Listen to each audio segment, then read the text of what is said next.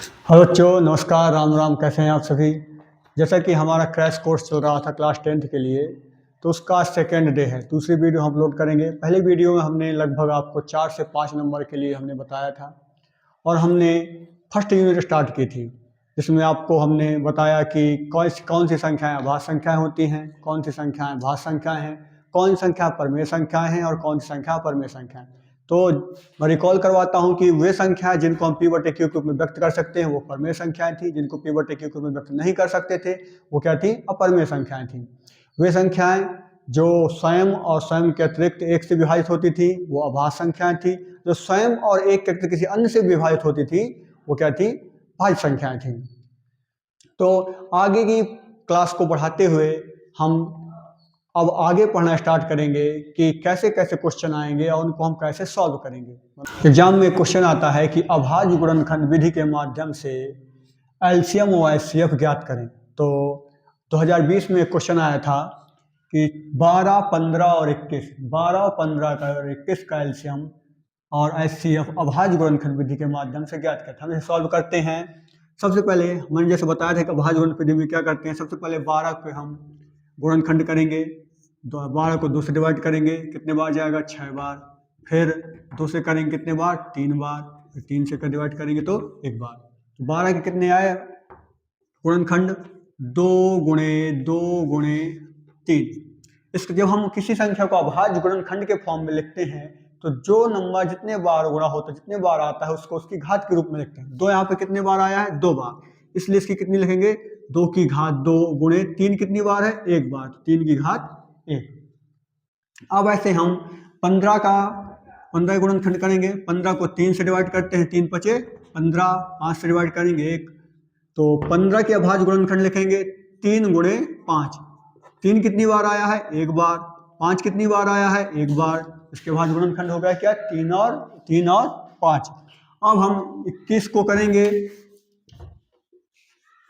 21 के गुणनखंड करेंगे। 21 किससे कटता है, 3 से कटता है, 3 21, 7 को काटेंगे, 1 बार जाएगा, तो इसके गुणनखंड आए 21 के गुणनखंड के आपके आए 3 गुणे 7। 3 कितनी बार आया, अब इसे अभाज्य गुणनखंड के फॉर्म में रखेंगे। अभाज्य गुणनखंड में 3 कितनी बार आया है, 1 बार, और 7 कितनी बार आया है, 1 बार। अब मैंने बताया था कि एलसीएम जब निकालते हैं, एलसीएम और एचसीएफ निकालते हैं, तो जब एचसीएफ निकालते हैं सबसे पहले तो जो संख्या सबसे कम बार आई होती है उसको सिलेक्ट करते हैं, और एलसीएम में जो संख्या सबसे ज़्यादा बार आई होती है उसको सिलेक्ट करते हैं। तो हम एलसीएम निकालना सीखते हैं। एलसीएम, सबसे पहले एलसीएम निकालेंगे तो 2 कितनी बार आया है, 2 बार, 2 की घात 2 गुणे 3 कितनी बार आया है, 1 बार, यहाँ भी 1 बार, यहाँ भी 1 बार, 3 की घात 1 लिख लेंगे। उसके बाद 5 यहाँ पे नहीं है, यहाँ पे 5 है, 5 की घात 1 लिख लेंगे, और 7 1 बार आया, 7 की घात 1 लिख लेंगे। अब इसको हम सॉल्व करेंगे आगे। 2 की घात 2 4, 3 की घात 1 3, और 5 की घात 1 5, 7 की घात 1 7। इसको सॉल्व करेंगे। सबसे पहले देखिए सॉल्व करने का तरीका देखिए, सरल चीजों को सॉल्व करते हैं। 5 को 20 और गुणे 7 21, 21 गुणे 20 करेंगे, कितना आया, 21 दूनी 42, 420। इसका आपका एलसीएम कितना है, 420। अब आगे हम एचसीएफ निकालना ज्ञात करेंगे। तो एचसीएफ निकालने के लिए मैंने बताया था, जब हम एचसीएफ निकालते हैं तो जो संख्या सबसे कम बार आती है उसको सिलेक्ट करते हैं। हम देखेंगे कि 2 की घात कितनी है, 2, यहाँ पर 2 की घात कोई नहीं है तो 2 को हम नहीं ले सकते हैं। 3 की घात देखेंगे 1, 3 की घात 1 है, 3 की घात 1, 3 की घात 1। हम एचसीएफ निकालने के लिए क्या करेंगे, 3 की घात 1 को सिलेक्ट करेंगे। अब हम देखेंगे 5 यहाँ पर है, 5 यहाँ पर नहीं है, यहाँ पर नहीं, इसलिए हम 5 को नहीं ले सकते हैं। 7 यहाँ पर है पर 7 इन दोनों में, इसलिए 7 को भी नहीं ले सकते। तो एचसीएफ कितना आया इसका, 3। आपको समझ में आया होगा। और अभाज्य गुणनखंड विधि के माध्यम से एलसीएम और एचसीएफ कैसे ज्ञात करते हैं। इसके बाद हम अगला क्वेश्चन करेंगे। इसके बाद अगला क्वेश्चन करेंगे 6, 72 और 120 का अभाज्य गुणनखंड विधि के माध्यम से हमें एलसीएम और एचसीएफ ज्ञात करना है। तो पुरानी प्रोसेस को फिर से दोहराएंगे। सबसे पहले 6 को देखेंगे, 6 के अभाज्य गुणनखंड करेंगे, 6 को डिवाइड करके गुणनखंड करेंगे। 6 कितने से कटता है, 2 से कटता है, और 3 बार 2 6, 2 गुणे 3। अभाज्य गुणनखंड देखिए 2 1 बार है और 3 एक बार है। उसके बाद 72 के हम गुणनखंड करेंगे। 72 72 2 से कटता है, 2 से कटेंगे तो कितने बार जाएगा, 36 दूनी 72। फिर 2 से डिवाइड करेंगे 36 को, कितना 18 दूनी 36। फिर 2 को डिवाइड करेंगे 18 से, कितने बार, 18 को डिवाइड करेंगे 2 से, 9 बार जाएगा, 9 दूनी 18। 9 कितना होता है, 3 से कटता है, 3 एक बार जाएगा। फिर 3 से डिवाइड करेंगे, एक बार जाएगा। तो इसके 72 के आपके गुणनखंड क्या निकले, 2 गुणे 2 गुणे 2 गुणे 3 गुणे 3। 2 कितनी बार है, 3 बार है, और 3 कितनी बार है, 2 बार है। इसके बाद 120 120 से गुणनखंड करेंगे। 120 के गुणनखंड करते हैं। 120 2 से कटेगा, कितने बार, 60 दूनी 120। फिर 2 से काटेंगे, 30 दूनी 60। फिर 2 से कटेंगे, 15 दूनी 30। फिर 15 किससे कटता है, 15 3 से कटता, 3 पचे 15। 3 से डिवाइड करेंगे 5 बार जाएगा, 5 से डिवाइड करेंगे 1 बार जाएगा। इसके गुणनखंड निकल के आपके आए 2 गुणे 2 गुणे 2 गुणे 3 गुणे 5। अभाज्य गुणनखंड लिखेंगे। अब इसके 2 कितनी बार है, 3 बार है। 3 कितनी बार है, 1 बार है। और 5 कितनी बार है, 1 बार है। अब हम इतना करने के बाद अभाज्य, अब उसका क्या निकालेंगे, एलसीएम। एलसीएम निकालने में मैंने क्या बताया कि जो संख्या की घात सबसे ज्यादा बार आती है उसको सिलेक्ट करते हैं। 2 कितनी बार आए, 1 बार। 2 कितनी बार आए, 3 बार। यहाँ 3 बार, तो ज्यादा क्या है, 3 बार। तो 2 की घात क्या लिख लेंगे, 3 गुणे 3 कितनी बार है, 1 बार है। 3 यहाँ पे कितनी बार है, 2 बार है। तो 1 बार तो किसको लिखेंगे, 3 की घात 2। फिर देखेंगे 5 कितनी बार आया, 5 यहाँ पे 1 बार आया, तो 5 की घात 1। इसको सॉल्व करेंगे। 2 गुणे 2 गुणे 2, 2 दूनी 4 दूनी 8। 3 गुणे 2, 3 गुणे 2, 3 का स्क्वायर कितना होगा, 3 गुणे 3, 3 त्रिका 9, और 5 का 5। इसे मल्टीप्लाई करेंगे, 8 पन 40, 40 गुणे 9, और 40 नहीं है 360। आप कैल्शियम कितना निकल के आया, 360। इसके बाद हम HCF ज्ञात करेंगे। HCF ज्ञात करने के लिए मैंने क्या बताया कि सबसे पहले हमें उस संख्या को चूज करना होता है जिसकी घात सबसे कम होती है। एलसीएम ज्ञात करने में सबसे अधिक और HCF ज्ञात करने में सबसे कम। HCF में सबसे कम क्या है, 2 की घात 1, 2 की घात 1 और 3 की घात 1। इसका कितना आएगा HCF, 3 दूनी 6। यह क्वेश्चन आपका 2019 और 2023 में आ चुका है। यह इंपॉर्टेंट क्वेश्चन रहेगा। 2026 में इसके आने की संभावना रहेगी। आपका HCF निकाल के आया 6 और एलसीएम 360। इसके बाद अगला क्वेश्चन करेंगे। अगला क्वेश्चन है आपका कि 8, 9 और 25 को अभाज्य गुणनखंड विधि के माध्यम से एलसीएम और HCF ज्ञात करना। सेम प्रोसेस रहेगी। वही सबसे पहले 8 के गुणनखंड करेंगे। 8 कितने से कटता है, 2 से कटता है 4, फिर 2 से कटता है 4, 2 और 3, 2 दूनी 4 दूनी 8। 8 को क्या हम लिख सकते हैं, 2 की घात 3। 9 के गुणनखंड करेंगे। 9 3 गुणे 3, अभाज्य गुणनखंड कितना आया, 3 की घात 2। 25 को हम क्या लिख सकते हैं, 5 गुणे 5 और 5 की घात 2। अब एलसीएम ज्ञात करने में देखेंगे। एलसीएम हम सभी को चूज करते हैं। मैंने बताया कि 2 की घात कितनी, 3 सबसे बड़ी है। उसके बाद 3 की घात 2 सबसे बड़ी है और 5 की घात 2 सबसे बड़ी है। तो गुणा करेंगे 8 गुणे 9 गुणे 25। सबसे पहले देखेंगे किसका गुणा करें, 25 गुणे 8, 25 अट्ठे 200, 200 गुणे 9 और 9 दूनी 18, 1800 एलसीएम। इसका एलसीएम कितना आया, 1800। अगर हम इसका HCF ज्ञात करें, HCF ज्ञात करने में हम देखते हैं कुछ भी कॉमन नहीं है। अगर कुछ भी कॉमन नहीं है तो एक कॉमन होता है। अगर कुछ भी कॉमन नहीं होता तो क्या होता है, एक। तो HCF कितना होगा इसका, 1। एक क्वेश्चन मैं आपको दे रहा हूं जो आपको घर से सॉल्व करना है होमवर्क के रूप में, और उसके आंसर आपको कमेंट बॉक्स पे लिखने हैं। एलसीएम और HCF क्या है उसके।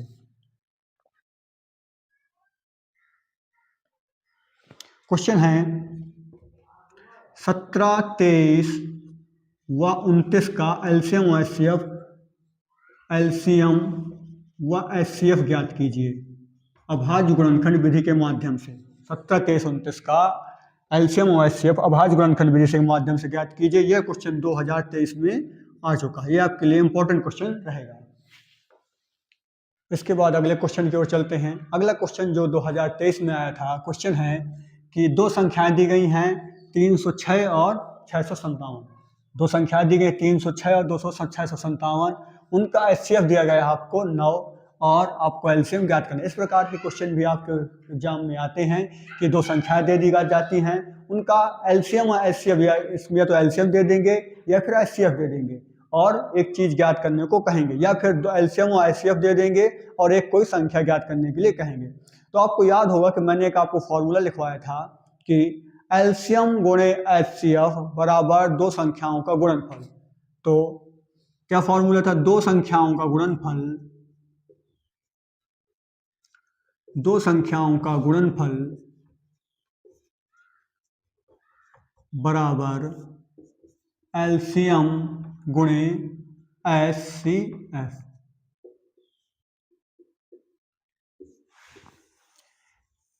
इस प्रकार के क्वेश्चंस में कभी भी इस प्रकार क्वेश्चन है तो इसी फॉर्मूले का यूज करके हम इसको सॉल्व कर सकते हैं। हम सॉल्व करते हैं।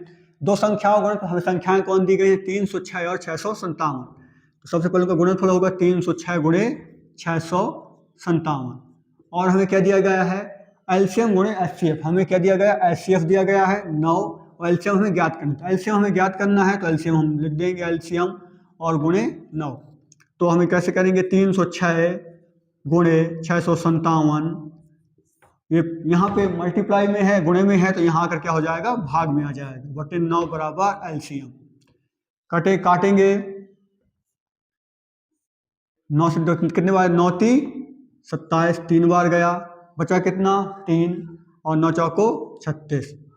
एलसीएम हमारा कितना निकल के आया? एलसीएम निकल के आया 657 गुणे 34। इसको मल्टीप्लाई करेंगे, हम इसको लिख सकते हैं 657 गुणे 2 गुणे 17। 34 को हमने क्या लिखा? 7 दूनी 34, 2 गुणे 17। और इसका मल्टीप्लाई सबसे पहले 2 का गुणा करेंगे, 2 7 14, 2 5 10 11, 6 दूनी 12 1 13 गुणे 17। और 17 से गुणा करेंगे, 17 चौको 68, 17 एकम 17, 17 6 23, हासिल 2, 17 3 51, 51 2 53 और 17 5 22। तो आंसर कितना आया? एलसीएम कितना निकल के आया? एलसीएम हमारा निकल के आता है 22,338। 22,338 एलसीएम हमारा निकल के आता है। अगला क्वेश्चन 2025 में आया था आपका कि 96 और 404 का एलसीएम और एचसीएफ ज्ञात करें। तो इस क्वेश्चन को शायद मैंने पिछली वीडियो में बताया हुआ है, तो प्रीवियस तरीके का प्रयोग करके आप इस क्वेश्चन को सॉल्व करिए और ना अगर बने तो हमें कमेंट करके बताएं, हम इसको फिर से सॉल्व करके बताएंगे आपको। एक नया प्रकार का क्वेश्चन आपका आता है इस एग्जाम में कि सिद्ध कीजिए कि √5 एक अपरिमेय संख्या है। कभी आएगा √5, कभी √3, कभी √7। इस प्रकार क्वेश्चन आएगा आपका कि किसको सिद्ध करना होता है हमें कि यह अपरिमेय संख्या है। तो किसी भी अपरिमेय संख्या को सिद्ध करने के लिए अगर हम उल्टा सिद्ध कर दे कि यह परिमेय संख्या नहीं है, अगर कोई संख्या परिमेय नहीं है तो इसका मतलब वो क्या होगी? अपरिमेय। तो हम यह सिद्ध करेंगे कि यह एक परिमेय संख्या नहीं है। तो सब इसको ज्ञात करने के लिए इसको सॉल्व करने के लिए सबसे पहले हम मानते हैं कि √5 एक परिमेय संख्या है। हमने माना कि √5 एक परिमेय संख्या है। परिमेय संख्या है। अगर यह परिमेय संख्या है तो इसके हम दो सहअभाज्य फैक्टर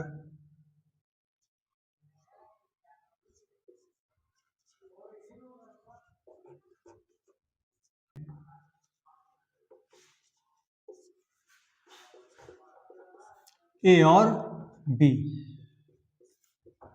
हम मानते हैं कि सहअभाज्य का मतलब होता है कि इन दोनों के बीच में कोई भी कॉमन नहीं है, कुछ भी कॉमन नहीं है। 3 और 5 सहभाज्य हैं, 5 और 7 सहभाज्य, क्योंकि इन दोनों के बीच में कुछ भी कॉमन नहीं है। 3 और 7, 5 7 के बीच में कुछ भी कॉमन नहीं है। वे पूर्णांक जिनके बीच में कुछ भी कॉमन नहीं होता है वो क्या कहलाते हैं? आपके सहभाज्य पूर्णांक। तो हमने क्या माना? ए और बी हमारे क्या सहभाज्य पूर्णांक हैं। इस प्रकार हैं कि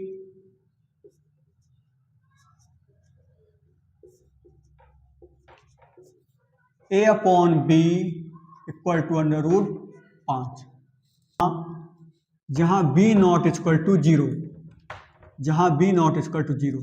परिमेय संख्या को पढ़ाते हुए हमने बताया था कि जो नीचे वाली संख्या है वो आपकी कभी भी 0 नहीं हो सकती। अगर 0 होगी तो वह परिमेय संख्या नहीं होगी। तो यहाँ पे b का मान क्या है? 0 नहीं है। इसको आगे सॉल्व करते हैं, क्रॉस मल्टीप्लिकेशन करेंगे तो a बराबर क्या आएगा? 5√5b, √5b। दोनों पक्षों का वर्ग कर देंगे। दोनों पक्षों का वर्ग करने पर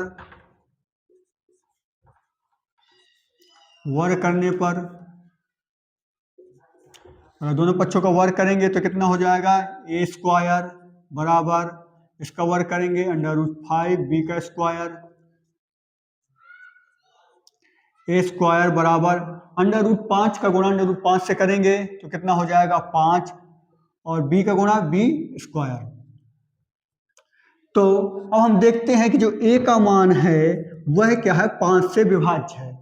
a² की जो वैल्यू है, अतः हम देखते हैं कि अतः a² 5 से विभाज्य है। a के मान में 5 का गुणनखंड शामिल है, इसलिए 5 फैक्टर में शामिल है, इसलिए क्या होगा? यह 5 से विभाजित होगा। अगर a² 5 से विभाज्य है तो a भी 5 से विभाज्य होगा, अतः a भी 5 से विभाज्य होगा।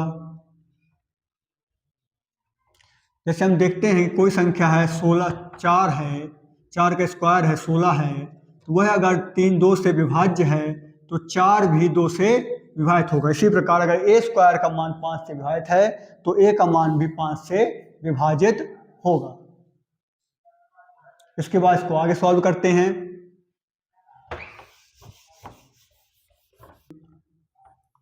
आगे सॉल्व करने के लिए हम a को एक नई वैल्यू के रूप में लेते हैं। मानते हैं कि a बराबर हम 5c रख लेते हैं। माना कि हम a बराबर क्या है? 5c। तो समीकरण 1 में मान रखेंगे, इसको हम समीकरण 1 बना लेंगे। तो a का मान रख सकते हैं 5c² बराबर 5b²। कितना आएगा? 5 का स्क्वायर 25 और c² बराबर 5b²। क्रॉस आगे सॉल्व करेंगे, 25/5, यहाँ पे मल्टीप्लिकेशन में तो साइड आगे क्या हो जाएगा? बटे में हो जाएगा। c² बराबर b²।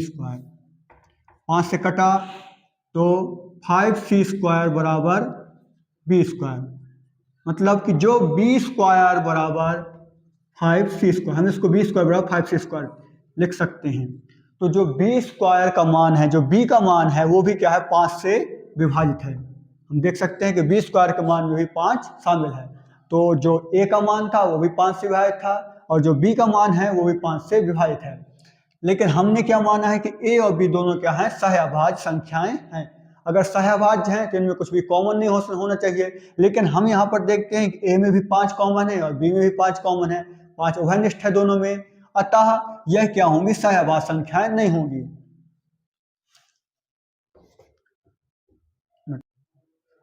तो हमने देखा था कि a भी 5 से विभाजित है,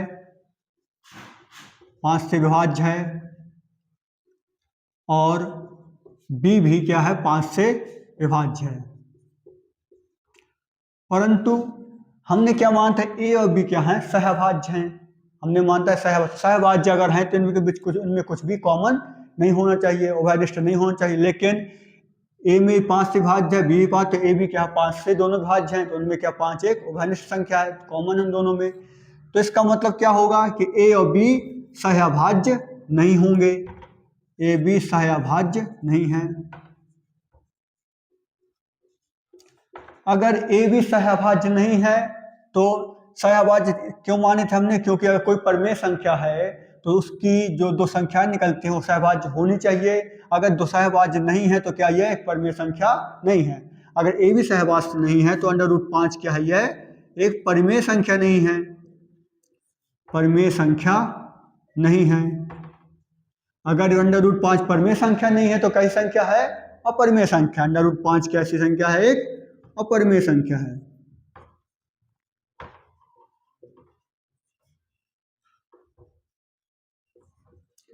जैसा कि मैंने पहले से कहा था कि हम क्या सिद्ध करेंगे? हम सिद्ध करेंगे कि √5 एक परिमेय संख्या नहीं है। अगर √5 परिमेय संख्या नहीं है तो √5 कैसी है? एक संख्या अपरिमेय संख्या है। यही हमें प्रूफ करना था और हमारा यह सिद्ध होता है। यह क्वेश्चन 2 नंबर का कंपलसरी आता ही आता है, तो इसको अच्छे से सॉल्व कर लें और ध्यान से देखें। जो भी डाउट हो उसको कमेंट में हमें बताएं।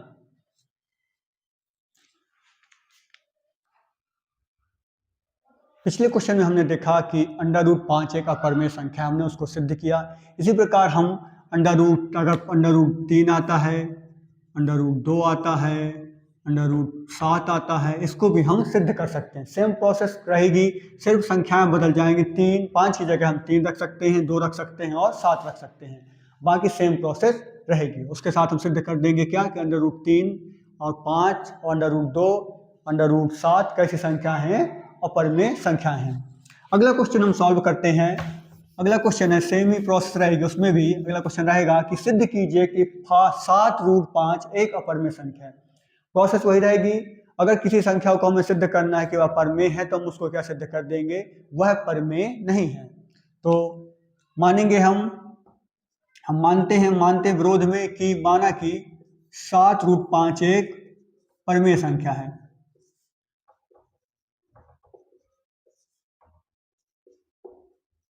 संख्या है जहां कैसी परिमेय संख्या है? a/b = 7√5, जिसमें a व b सहअभाज्य हैं, सहअभाज्य पूर्णांक हैं। सहअभाज्य पूर्णांक का मतलब मैंने बताया था कि ऐसे पूर्णांक जिनके बीच में कुछ भी कॉमन ना हो। तो आगे सॉल्व करेंगे। a बराबर 7b बराबर √5। 7 क्या हुआ? नीचे आया, क्रॉस मल्टीप्लिकेशन करेंगे। हम देखते हैं कि हमने सॉल्व किया आगे a/7b = √5।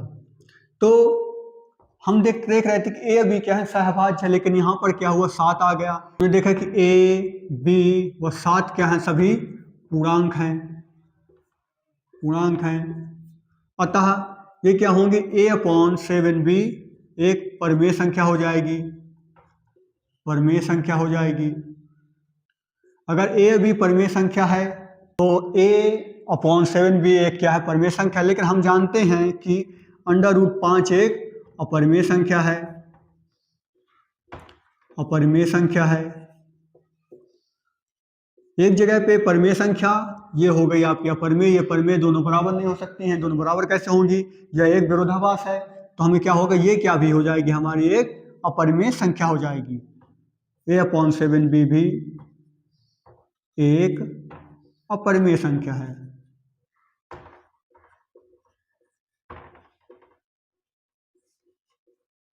हमने माना था कि a और b सहभाज्य हैं। a/b क्या हो जाता था? यह परिमेय संख्या होती थी। 7 पूर्णांक है, इसलिए इसमें भी यह एक परिमेय संख्या है। तो a/7 भी एक परिमेय संख्या हो जाएगी। किंतु √5 हम जानते हैं क्या है? एक अपरिमेय संख्या है। हम इन दोनों को यहाँ पे बराबर कर रहे हैं कि a/7 भी बराबर a/7b एक बराबर किसके है? अपरिमेय संख्या √5 के है। लेकिन यह कथन गलत है, क्योंकि ये परिमेय है और ये अपरिमेय है, ऐसा हो नहीं सकता। इसलिए यह भी क्या होगी? एक अपरिमेय संख्या होगी। इससे सिद्ध होता है कि a/7b भी क्या है? एक अपरिमेय संख्या है। इस क्वेश्चन को इस प्रकार करेंगे, क्योंकि तो छोटा सा क्वेश्चन है, आपके 2 नंबर का आता है, इसको भी आपको सॉल्व करना अच्छे से सीख ली। इसके बाद हम अगला क्वेश्चन सॉल्व करते हैं। अगला क्वेश्चन 2019 में आया हुआ क्वेश्चन है कि सिद्ध कीजिए कि 5 - √3 एक अपरिमेय संख्या है। वही प्रोसेस दोहराएंगे कि 5 - √3 क्या हम मानेंगे? 5 - 3 क्या है? एक परिमेय संख्या है। सबसे पहले हमने माना कि 5 माइनस रूट 3 माना 5 माइनस रूट 3 एक परिमेय संख्या है। परिमेय संख्या है, हम इसको विरोध में मानते हैं कि विरोध मान रहे हैं, जहाँ पे इस प्रकार है कि a अपॉन बी बराबर 5 माइनस रूट 3, जहाँ ए बी क्या है, सहअभाज्य हैं और बी नॉट इक्वल टू 0 है। तो आगे सॉल्व करेंगे। a अपॉन बी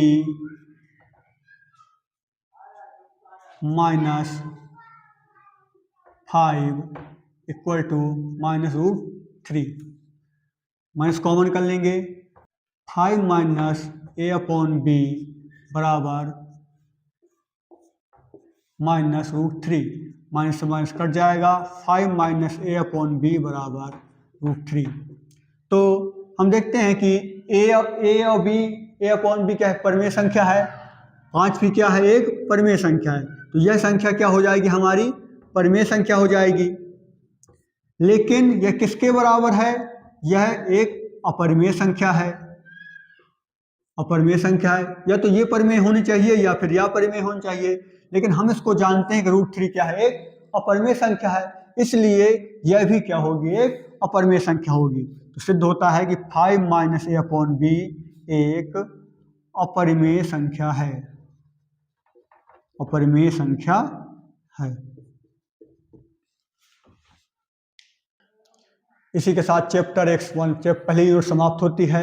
और इसमें हमने बताया था कि 6 नंबर का आना था। 6 क्वेश्चन हमने देख लिया कि 2 नंबर के ऑब्जेक्ट रहेंगे और 2 नंबर के 2 क्वेश्चन रहेंगे। तो 2 नंबर के ऑब्जेक्ट में हमने देखा था कि एक अपरिमेय संख्या पूछता था कि रूट 2, रूट 3, रूट 7 कैसी संख्या है, एक अपरिमेय संख्या है कि नहीं। इसे तो सत्य में आता है या फिर रिक्त स्थान में आता है, यह कैसी संख्या है। तो हमें याद रखना है कि अगर अंडर रूट के अंदर स्क्वायर में कोई फॉर्म है तो वह परिमेय होगा। स्क्वायर के अलावा कोई भी संख्या है तो वह कैसी संख्या होगी, अपरिमेय संख्या होगी। उसके बाद HCF निकालने के लिए देता है, 2 संख्याओं का HCF निकालना सिखाया मैंने। अभाज्य गुणनखंड विधि के माध्यम से क्वेश्चन आता है 2 नंबर के, अभाज्य गुणनखंड विधि के माध्यम से HCF या LCM निकालिए। ज़्यादातर क्वेश्चन HCF ही पूछता है, तो अभाज्य गुणनखंड विधि के माध्यम से हमने इसको भी बताया आपको। 2 संख्या, एक अगला क्वेश्चन आता है कि 2 संख्याएं दे देगा और उसमें किसी एक को HCF दे देगा या फिर LCM दे देगा और एक को ज्ञात करने के लिए आपसे कहेगा। वो क्वेश्चन भी हमने आपको बताया। और साथ ही साथ आपको एक क्वेश्चन और हमने बताया कि सिद्ध करना है रूट 3, रूट 7, रूट 5 अपरिमेय संख्याएं हैं। तो इसके लिए हमने बताया, सबसे पहले हम इसको मानते हैं परिमेय संख्या है, 2 सहअभाज्य संख्या ज्ञात कर लेते हैं और सिद्ध कर देते हैं कि यह एक परिमेय संख्या नहीं है। अगर कोई भी संख्या परिमेय संख्या नहीं है तो वो कैसी संख्या होगी, वह एक अपरिमेय संख्या होगी। इसी के साथ चैप्टर समाप्त होता है। हम आशा करते हैं आपको समझ में आया होगा और अपने सुझाव हमें भेजें, लाइक करें, कमेंट करें और शेयर करें। जो भी डाउट हो हमसे पूछें, हम आपको उसमें जवाब देंगे। धन्यवाद।